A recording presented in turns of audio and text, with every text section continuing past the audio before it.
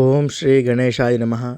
ఈరోజు మనము మన సనాతన ధర్మంలో సంకటనాశన గణపతి స్తోత్రం గురించి చెప్పుకుందాము.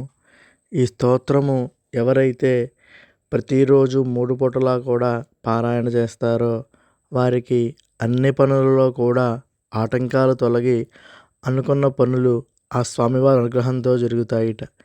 విద్య కావాల్సిన వారికి విద్య, ధనము కావాల్సిన వారికి ధనము, సంతానము కావాల్సిన వారికి సంతానము, మోక్షము కావాల్సిన వారికి మోక్షము కూడా ప్రాప్తిస్తాయిట. ఒక 6 నెలలు కనుక దీనిని పారాయణ చేస్తే కోరిన ఫలముట. సంవత్సరము పారాయణ చేస్తే సిద్ధి కలుగుతాయిట. ఒక 8 మందికి దీన్ని రాసి ఇవ్వడం వలన అలా చేసిన వారికి విద్య మరియు ఆ మహాగణపతి యొక్క అనుగ్రహము కూడా కలుగుతాయిట. ఇక అన్ని సంకటములో కూడా తొలగుతాయిట. అలాంటి సంకటనాశన గణపతి స్తోత్రము ఇప్పుడు చెప్పుకుందాము. ఓం శ్రీ గురుభ్యో నమః. హరి ఓం.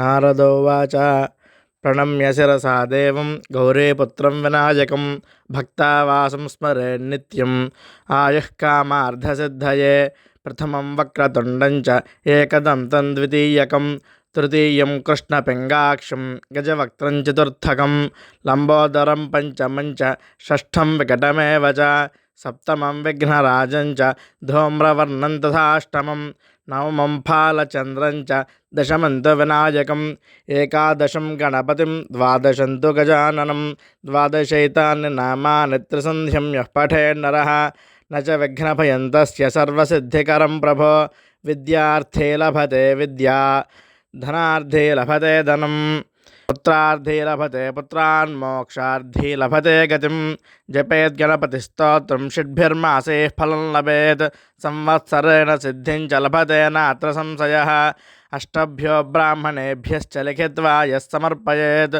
తస్య విద్యా భవేత్ సర్వా గణేశస్య ప్రసాదతః. ఇది శ్రీ నారద పురాణే సంకటనాశన గణేశ స్తోత్రం సంపూర్ణం. హరి ఓం తత్సత్.